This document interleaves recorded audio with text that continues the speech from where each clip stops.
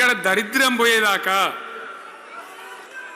ఇక్కడ top to bottom అన్ని వర్గాల ప్రజలు ఇది మా తెలంగాణ, మేము గర్వంగా బతుకుతాం, సంతోషంగా బతుకుతాం, అన్ని వర్గాల ప్రజలు తలెత్తుకొని వచ్చేదాకా మనం సేవ చేయాల్సిందే, చివరి శ్వాస దాకా కూడా చేయాల్సిందే, తప్పనే తప్పదు. బ్రహ్మాండంగా ముందుకు తీసుకొని పోవాలి. మీరు కూడా నాకు 75 వచ్చింది కాదు, ఇవాళ మీరు 50-25 ఏళ్ళు తగ్గిపోయింది మీ వయసు. అంత యువకునిలాగా అంత ఉత్సాహంగా ముందుకు దూసుకొని పోదాం. తెలంగాణ ఎట్లా మంచి దాని సంగతి చూద్దాం. ఇప్పుడు అన్నీ ఒక పొదరిల్లాగా చేసినాం. కరెంటు చక్కగా ఉండేనా కేసీఆర్ రాకముందు? కరెంటు ఉండేనా? కేసీఆర్ ఉన్న రోజులు మంచిగా ఉండేనా? మరి మళ్ళీ ఇప్పుడు ఏం రోగం వచ్చే, ఏం బీమారు వచ్చే? కరెంటు కాకెత్తుకొని పోయిందా? ఆనాడు 7,000 మెగావాట్లు ఉంటే ఒక ఏడాది లోపల మంచిగా చేసి 24 గంటల కరెంట్ ఇచ్చినాం, ఒక క్షణం కూడా పోకుండా. ఎప్పుడైనా రిపేర్ అవుతుంది తప్ప, టెక్నికల్ ప్రాబ్లం అవుతుంది తప్ప పోకపోతుండే. అంత మంచి పవర్ సప్లై చేసినాం.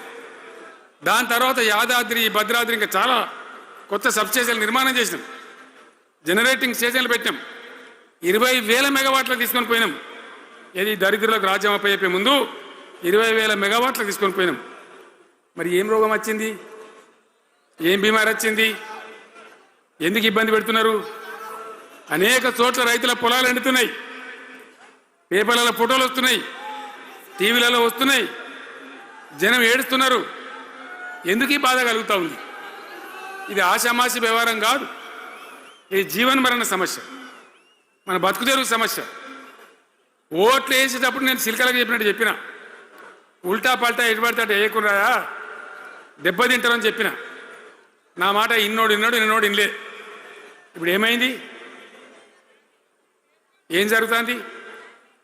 ఆ రోజు నేను చెప్పిన, వీళ్ళు కనుక గెలిస్తే ఈ దుర్మార్గులు, వీళ్ళ గుండె లోపల తడి లేదు, వీళ్ళు రైతు బంధుకు రామ్ రామ్, దళిత బంధుకు జై భీమ్. అయిందా? అట్లే పక్క ముచ్చట నేను ఇది. ఇక ఇవాళ ఇప్పుడు జీవన్ రెడ్డి గారు చెప్పిండు, కాంగ్రెస్ వాళ్ళు సభ పెట్టినాడు, కాటారంలో బుడరంలో పెట్టినాడు, ఆడ పైసలు ఎత్తారట. ఇది ఒక్కతే ఆపకేసే రైతు బంధు నెలకొకిస్తా, ఎకరానికా అంటే 2 నెలలకు ఒక ఎకరానికి, అంతేనా? 6,000 వేసినాం, మా అంతా సిపాయిలను బొచ్చ కొట్టుకుంటారు. ఆనాడు ఎట్లా పడేది రైతు బంధు? 10 రోజుల గ్యాప్లో మొత్తం రైతులకు వచ్చేసేది. టంగ్ మన సెల్ ఫోన్ మోగుతుండే, మంచిగా టింగున పోయి బ్యాంకాకి వెళ్ళి తెచ్చుకుంటుండే. ఎక్కడ పోయి మరి? ఏం మాట్లాడిండ్రు? ఉరుకుని బ్యాంకులో పోయి 2 లక్షలు 3 లక్షలు లోన్ తెచ్చుకోండి. తెల్లారే ఆనాడే సంతకం పెడతాం, లోన్లన్నీ మాఫీ అయినాయా? ఇట్లా అడ్డగోలు నోటికొచ్చిన మాటలు చెప్పి, ఇష్టం వచ్చిన కథలు చెప్పి అర్రాసు పాడబడినట్ట. కేసీఆర్ 10,000 ఇస్తాడా, మేము 15 ఇస్తాం, పెన్షన్లు 2,000 ఇస్తాడా, మేము 4,000 ఇస్తాం, వికలాంగులకు 4,000 ఇస్తాడా, మేము 6,000 ఇస్తాం అనే వరకల్లా మన వాళ్ళు మోసపోయింది. నేను చెప్పిన, ఇది మోసంరా నాయన, గోసపడతాము, ఇది అయ్యేది కాదు, ఆర్థిక పరిస్థితి లేదు అని నేను చెప్పిన. ఆ రోజే మీటింగ్లలో చెప్పిన. కానీ కొద్దిమంది ఆశపడితే ఏమైంది, 1.7%తో బీఆర్ఎస్ ఓడిపోయింది. మనం కూడా 39-40 ఎమ్మెల్యేలు గెలిచినాం, ఇంకో 10 మంది కొద్ది తేడాతోనే ఓడిపోయింది. అయితే 1.7% తేడాతోనే బీఆర్ఎస్ ఓటమి పాలైంది. సరే, మంచి మాట. మరి వచ్చిన ప్రభుత్వం పనిచేయాలి కదా, వాళ్ళకు కూడా అవకాశం ఇవ్వాలి కదా. సరే, మన దానిలో వాడో వీడో కొంత దుంకులాడినా నేను మాట్లాడలే, నీ బయటికి రాలే, తక్కువ 1-2 సార్లు తప్ప రాలే. వాళ్ళకు కూడా ఛాన్స్ ఇవ్వాలి, అవకాశం ఇవ్వాలి. మనం ఎక్కసంతో ఉండొద్దు, చేయని ఏం పరిపాలన చేస్తారో చేయని, మంచిదే కదా అని చెప్పి అనుకున్నాం. మరి ఇది ఏమైతుంది? ఎక్కడ చూసినా చిల్లర మాటలు తప్ప ఒక్కటంటే ఒక్కటన్నా నిర్మాణాత్మకమైన కార్యక్రమం ఉందా? ఒక్కటన్నా ఏదైనా గొప్ప స్కీమ్ మొదలుపెట్టిండ్రా? ఒక పొదరిల్లులాగా వడ్డించిన విస్తరలాగా తెలంగాణ మీకు అప్పచెప్పింది. ఎన్నిటల్లో నంబర్ 1 తెలంగాణ. మంచినీళ్ళ సప్లైలో నంబర్ 1, కరెంటు సప్లైలో నంబర్ 1, పర్ క్యాపిటల్ తలసరి ఆదాయంలో నంబర్ 1, రాష్ట్ర స్థూల ఉత్పత్తి జిఎస్డిపిలో నంబర్ 1. ఎన్నిట్లలో కేంద్ర అవార్డు రావాలి. అంత బాగా చేసిన తెలంగాణ 2.5 ఏళ్లలో ఇలా ఎవ్వని మాట్లాడించిన రైతులను మాట్లాడితే గొడవ వైడుతున్నారు. నాశనం అయిపోయిందన్న, చెడగొట్టుకున్నాం, మా చెప్పుతున్న మేమే కొట్టుకుంటాం అంటున్నారు వాళ్ళు. కొంతమంది బాధపడి ఎందుకు? ఎంత మంచిగా కడుపుల చల్లగదలు కూడా రైతులకు ఎట్లుండే, ఎంత బాగుండే. కరెంటుకు బాధ ఉండేనా? నీళ్ళకు బాధ ఉండేనా?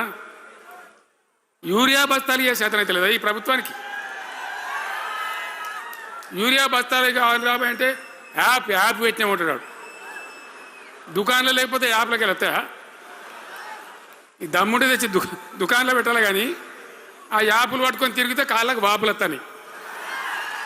బస్తాలు మాత్రం దొరుకుతలేవు. నిజమేనా నేను చెప్పేది? యాడ చూసిన ఎరువు బస్తాలు కూడా శాతం కాదు ఆఖరికి. అంతకుముందు కాంగ్రెస్ గవర్నమెంట్ ఉన్నప్పుడు అట్లే ఉండే. పోలీస్ స్టేషన్లో పెట్టి అమ్మిండ్రు యూరియా బస్తాలు. ఇవాళ మళ్ళా చెప్పుల లైన్లు, కాళ్ళకు వాపులు రావాలి. ఆటో రిక్షానికి చెప్తే 10 బస్తాలు వేసిపోరాబోయంటే పొలం కాడ వచ్చి ఎత్తుండే. ఇలా యూరియా కోసం ఇంత బాధన. ఇది ఎంత అసమర్థమైన ప్రభుత్వం, ఎంతగాని శాతగాని ప్రభుత్వం. అన్నిటికీ బాధనే కదా. బంగారం లాగున్న రైతులు ఎంత ఆనందంగా ఉండే. వానాకాలం పంటలు పండితే తడిసిన ధాన్యం కాడికెళ్ళి కొని మొత్తం బ్రహ్మాండంగా రైతులకు డబ్బులు బ్యాంకులు వేసేది, మధ్య దళారు లేకుండా. మా గంగుల కమలాకర్ వేసేది, చేయి మీద కూర్చున్నాడు సివిల్ సప్లైస్ మినిస్టర్గా, కొట్లాడి తీసుకుపోయి వేసేది. రైతులకు ముందుగా పోవాలి, వాళ్ళు పోయి మళ్ళీ సెకండ్కి పని చేసుకోవాలి. ధాన్యం అమ్మిన డబ్బులు వచ్చేది, ఇటు రైతు బంధు పైసలు వచ్చేది. రైతులు మోతాదు లేకుండ్రి, మంచిగా పని చేసుకున్నారు.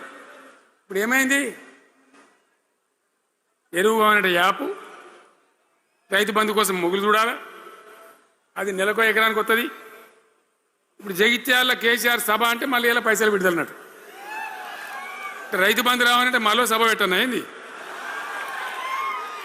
3వ కిస్తీ రావాలంటే మళ్ళీ ఏమన్నా కేసీఆర్ సభ పెట్టాలి. ఇక అంతేనా? ఇది ప్రభుత్వమా?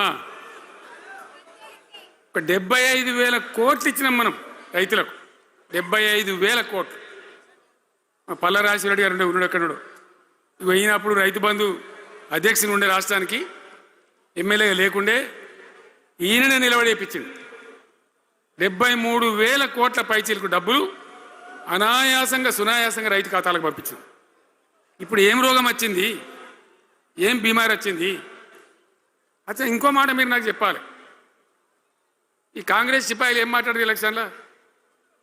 కేసీఆర్ అంటాడు చక్కగా చేస్తలేడా, మేము చాలా సిపాయిలము, చాలా అనుభవం ఉన్న పార్టీ మాది, బ్రహ్మాండంగా చేస్తాం, మీకు 6 చందమామలు 7 సూర్యులు పెడతామన్నారు అన్నారు కదా. ఆయన నరికినారు కదా. ఇలా రాష్ట్ర ఆర్థిక ఆదాయం ఎందుకు దిగజారిపోయింది? దయచేసి ఆలోచన చేయండి.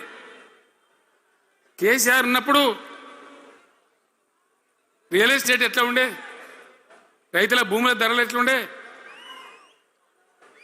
హైవే పక్కకుంటే 2 కోట్లు 3 కోట్లు, డాంబర్ రోడ్ పక్కకుంటే ₹1 కోటి ధీమా ఉండే రైతులకు. ఇంత అమ్మాయిందిరా పెళ్లి చేయాలంటే పావడంత అమ్మి చేత పోవా, వాళ్ళ దగ్గర అమ్మి చేత బిల్డింగ్ కట్టుకుంటా. ఈరోజు అమ్మేటోడు ఉన్నాడు కానీ కొనేటోడు లేడు. నిజమేనా ఈ మాట? నిజమా కాదా? ఏమైంది మరి? ఏం రోగం వచ్చింది? రాష్ట్రంలో ఏ వాళ్ళని మాట్లాడించినా, ఎవరిని అడిగినా ఇదే బాధ. ఈ విధంగా రైతుల భూముల ధరలు పడిపోయినాయి, రాష్ట్ర ఆర్థిక పరిస్థితి పడిపోయింది, మంచినీళ్ళకు గోసపడాలి, రైతాంగం అన్నిటికీ గోసపడాలి. ఇవాళ మక్కలండి, మక్కలు వచ్చినాయి. పెడితే కొంటమని చెప్పారు, కొనకపోతే కొనమని చెప్పారు. ఈ శాతగాని దొంగతనం ఎందుకు? లోపల అధికారులకేమో కొనకూడదు అని చెప్తున్నారు, మీది కొంటమని చెప్తున్నారు. మక్కలు కొనే ధీమా ఉందా? ఇవాళ కొంటుండ్రా? వడ్లు కొంటుండ్రా? కొనకపోగా మళ్ళీ ఇంకా బోనస్ ఇస్తామని ఒక బోగస్ మాట. ఎవరికైనా నచ్చిందా? బోనస్ వస్తుందా? వాటిదే బోనస్, అంత బోగస్. ఈ విధంగా పంట వేసిన కాడి నుంచి పంట కొనుగోలు దాకా బీఆర్ఎస్ ప్రభుత్వం అన్న నిలబడ్డది, రైతులకు తోడుగా నిలబడ్డది, రైతులను ఆదుకున్నది. ధాన్యం తడిసిపోతే కూడా కొన్నది.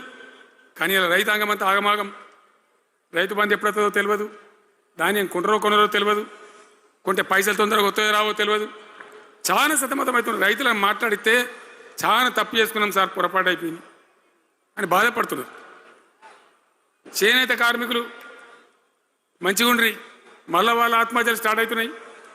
వాళ్ళకి ఇచ్చే ఆర్డర్లన్నీ బంద్ చేసిండ్రు, ఇంకెవరికో ఇస్తారట కమిషన్ల కోసం. అది వాళ్ళని అవస్థ పెడతా ఉన్నారు. ఉద్యోగులు ఆనాడు మనం 72% ఇచ్చినాం. వాళ్ళు తెలంగాణ ఉద్యమంలో పనిచేశారు కాబట్టి టీఎన్జిఓ అంటోళ్ళు సమైక్య రాష్ట్రంలో కూడా వాళ్ళ ఉనికి పొడగొట్టుకోలే. టీఎన్జిఓగానే ఉన్నారు తెలంగాణ ఎన్జిఓలుగా.